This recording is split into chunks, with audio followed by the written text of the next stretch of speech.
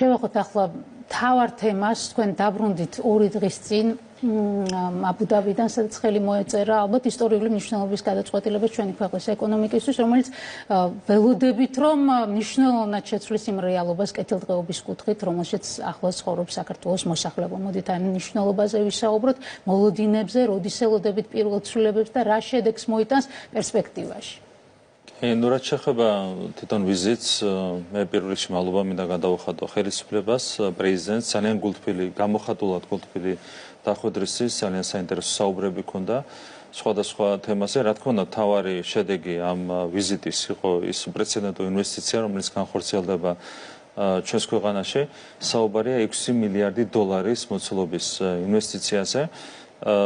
6 მილიარდი დოლარი არის ჩვენი ქვეყნის ეკონომიკის დაახლოებით 20%, თითქმის 20%, 18% გამოდის თუ არ ვცდები ზუსტად, წარმოიდგინეთ რამხელა მასშტაბზეა საუბარი.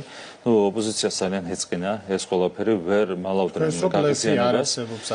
მე მინდა ვთქვა ერთი რამ, ვინც საუბრობს ველებთან დაკავშირებით, მათ შეგვიძლია შევახსენოთ, რომ არ არსებობს არც ერთი პროექტი, რომელსაც ემარის ჯგუფმა მოგიდა ხელი და არ მიიყვანა ბოლომდე სათანადო ვადებში და ძალიან სწრაფ ვადებში, ესეც ხაზგასასმელია.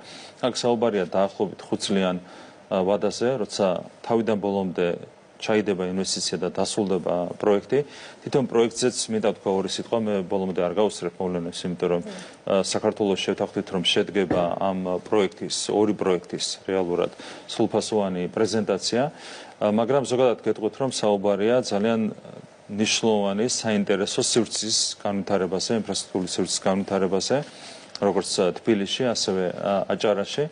აქ მოიაზრება არა მარტო საცხოვრებელი სივრცეები, არამედ საუბარია სხვადასხვა ტიპის ინფრასტრუქტურის განვითარებაზე, მულტიფუნქციური იქნება თავისი არსით ეს სივრცეები, აქ იქნება სასტუმროები, აქ იქნება მოლები, ასევე აშენებული, იქნება სპორტული ინფრასტრუქტურა, რეკრეაციული ინფრასტრუქტურა, სამედიცინო საგანმანათლებლო ინფრასტრუქტურა უზრუნველყოფილი და ასე შემდეგ.